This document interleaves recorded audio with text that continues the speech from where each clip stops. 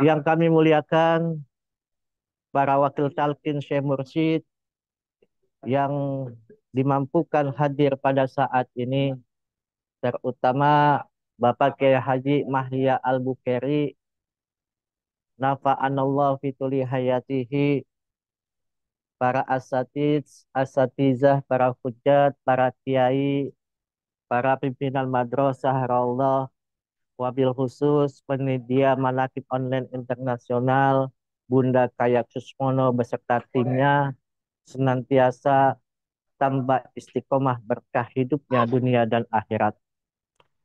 Pemangku manakib saat ini wajib saya bersyukur pada beliau yang telah memberikan ruangan MOI pada saat ini, yaitu Bapak Haji Gianto dan Ibu Hajah Nining sekeluarga.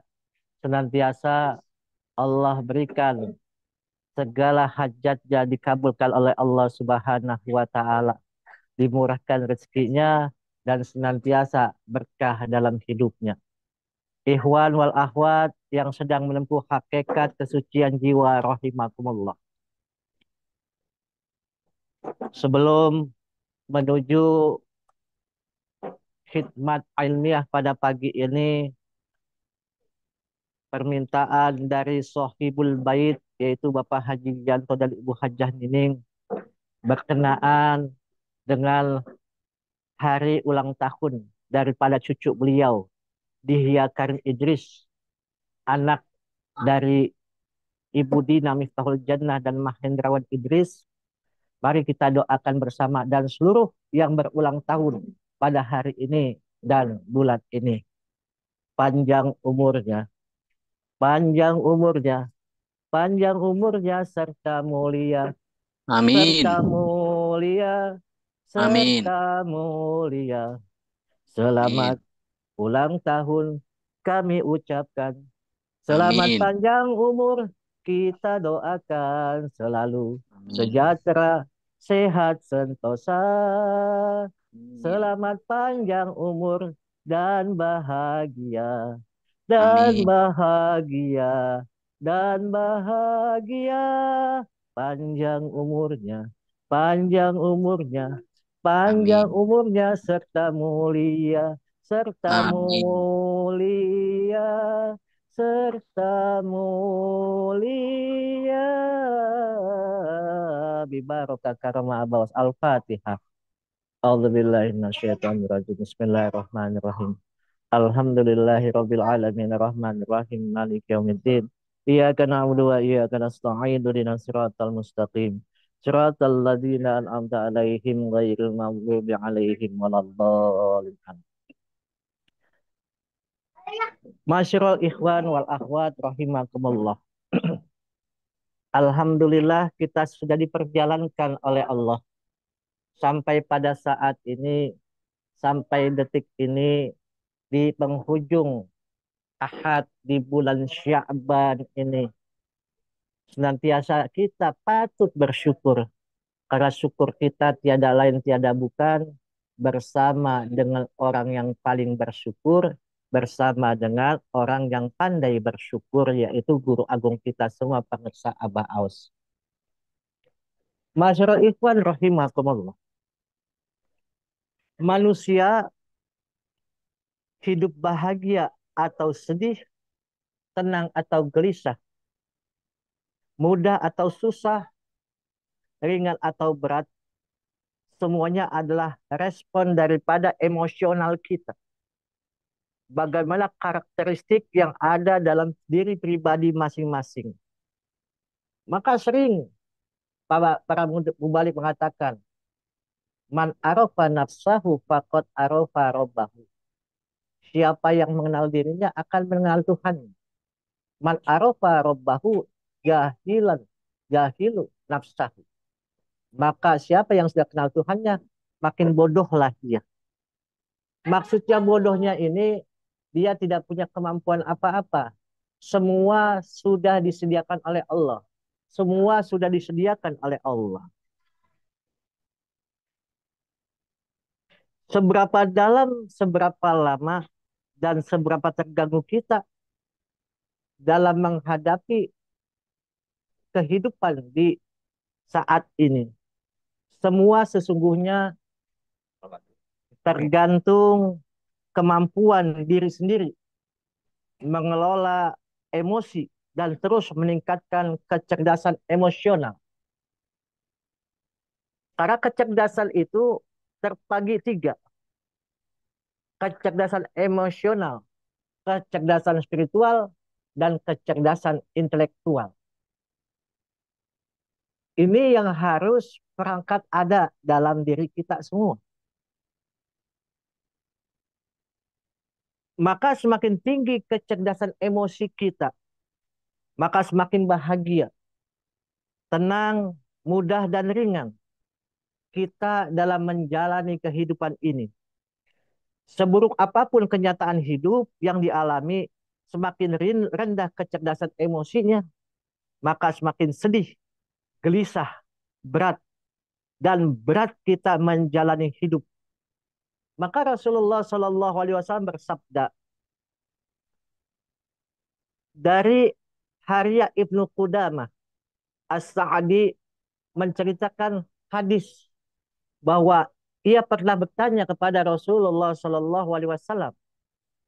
Untuk itu ia mengatakan, wahai Rasulullah, ajarkanlah kepadaku suatu nasihat yang bermanfaat bagi diriku. Tetapi jangan banyak-banyak agar aku selalu mengingat. Maka Rasulullah Shallallahu Alaihi Wasallam bersabda, kamu jangan marah. Ia mengulai pertanyaan kepada Nabi Shallallahu Alaihi Wasallam berkali-kali. Tetapi semuanya itu dijawab oleh Nabi Shallallahu Alaihi Wasallam dengan kalimat, kamu jangan marah. Bahwasannya Syekh Mursyid pada zamannya baginda Nabi Muhammad Shallallahu Alaihi Wasallam itu mengetahui siapa yang bertanya, mengetahui siapa yang ingin menyampaikan apapun yang mereka sampaikan. Melihat Ibnu Qudamah, Harya Ibnu Qudamah bertanya seperti itu karena karakteristik daripada Harya Ibnu Qudamah yaitu dia itu gampang sekali bergejolak emosinya, gampang sekali marah. Maka pintu masuk kepada seseorang agar mereka bisa betul-betul ikut kepada ajaran baginda Nabi Muhammad SAW pada saat itu adalah karena orang ini suka marah, maka kamu jangan marah. Karena ibadah sholat itu dilaksanakan 11 atau 12 tahun sebelum Rasulullah wafat. Jadi diperintahkan oleh Rasulullah bila seseorang, ya Rasulullah, saya ingin masuk Islam. Tapi kalau yang datangnya dilihat oleh Rasulullah, kalau mereka seringnya berperang, kamu jangan berperang. Kalau mereka senangnya namanya berfoya-foya, kamu jangan berfoya-foya. Itu tergantung daripada karakteristik dari orang yang datang menghadap Rasulullah Shallallahu Alaihi Wasallam. Orang-orang yang sukses secara materi dan spiritual sebanyak 90% ialah orang-orang yang memiliki talenta, tingkat kecerdasan emosi, emotional quotient tinggi di atas rata-rata. Mengapa? Karena ia selalu bisa berdamai dengan apapun, dengan siapapun. Jangankan begitu, untuk diri kita sendiri, kadang-kadang kita tidak bisa berdamai antara pikiran dan hati kita. Kadang-kadang kita tidak bisa berdamai antara kita dengan saudara kita. Dan kita tidak bisa berdamai dengan tetangga kita. Ini yang dikatakan question yang tinggi di atas rata-rata adalah ia bisa berdamai dengan dirinya sendiri. Dengan apapun, dengan siapapun. Selalu mendapat hikmah, bahkan mengambil peluang emas di setiap peristiwa hidup yang dialaminya. Kecerdasan dalam mengelola emosi inilah menjadi salah satu kunci menangnya Rasulullah Shallallahu Alaihi Wasallam dalam perang. Bahkan Rasulullah Shallallahu Alaihi Wasallam melarang untuk membunuh anak kecil, menghancurkan rumah ibadah, menyakiti orang tua dan wanita, dan termasuk merusak tumbuhan. Dan untuk mengaplikasikan larangan tersebut, diperlukan adanya kecerdasan dalam mengelola emosi. Jangankan begitu, dikala lawan sudah narai terjatuh dan dia memakai emosi yang berlebihan membunuh itu, maka orang itu akan celaka. Karena apa? Dia membunuh karena emosinya. Dia membunuh karena ingin membunuhnya secara utuh. Itu yang membuat orang tersebut dikatakan memakaikan emosi tanpa penalaran yang jelas. Sebaliknya yang terjadi ketika para tentara muslim tidak bisa mengelola emosinya, kecerdasan intelektualnya, kecerdasan spiritualnya, maka terjadi kelelahan, terjadi kekalahan mereka dalam perang. Sebagaimana yang dikisahkan dalam perang Uhud, pada saat itu tentara kaum muslimin tengah berada dalam posisi yang diuntungkan, sehingga mereka tergiur akan ghanimah atau harta pampasan perang pada saat itu, tanpa mereka sadari bala tentara kafir telah siap mengeksekusi. Yang pada saat itu bala tentara kafir dipimpin oleh Khalid bin Walid. Maka mereka mengambilkan kalahnya tentara muslim pada saat itu. Maka ini diabadikan dalam surat Al-Imran ayat 134.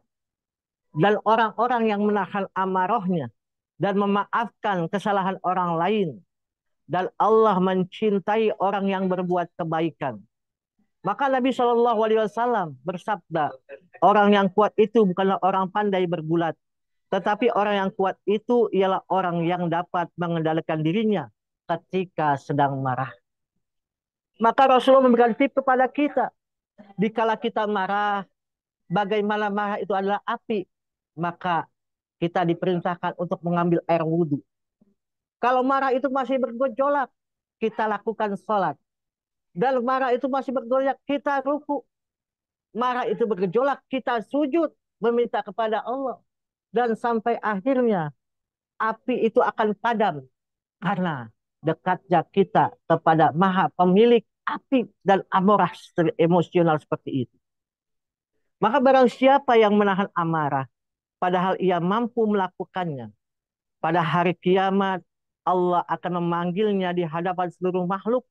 Kemudian Allah menyuruhnya untuk memilih bidadari yang ia sukai. Maka ikhwan wal akhwat, bersyukur bahwasannya kita ini diberikan kemudahan oleh Allah untuk bisa mengelola ini. Maka ala bizikrillahi tatmainul qulub. Dengan berzikir hati ini akan tenang.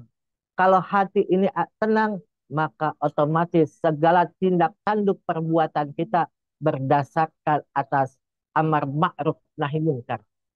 Atas namanya perbuatan-perbuatan yang ma'ruf dan menjauhi perbuatan-perbuatan yang mungkar. Bersyukurlah kecerdasan emosi itu bisa terus ditingkatkan. Dan salah satu kegiatan yang paling signifikan sumbangannya terhadap kecerdasan emosi. Seseorang ialah dengan istiqomah menjalani laku spiritual, baik aktivitas spiritual seperti sholat, zikir, wirid yang benar, dan terbimbing oleh guru ruh yang sanad spiritualnya sampai Rasulullah Sallallahu Alaihi Wasallam. Terbukti dalam sejarah dan keilmuan selalu dapat meningkatkan skill manajemen emosi, juga dapat melemahkan vibrasi emosi negatif. Inilah kecerdasan berbasis emosional spiritual quotient.